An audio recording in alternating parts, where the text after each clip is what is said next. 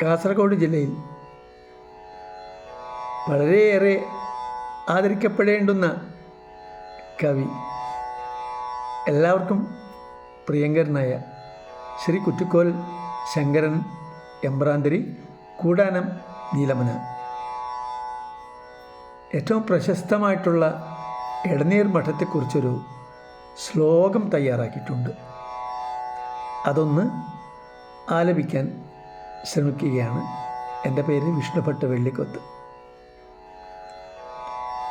എന്നും കീർത്തിയിലുന്നതം സുഹൃതമായി പുണ്യം ചുരത്തും മഠം വന്ദ്യം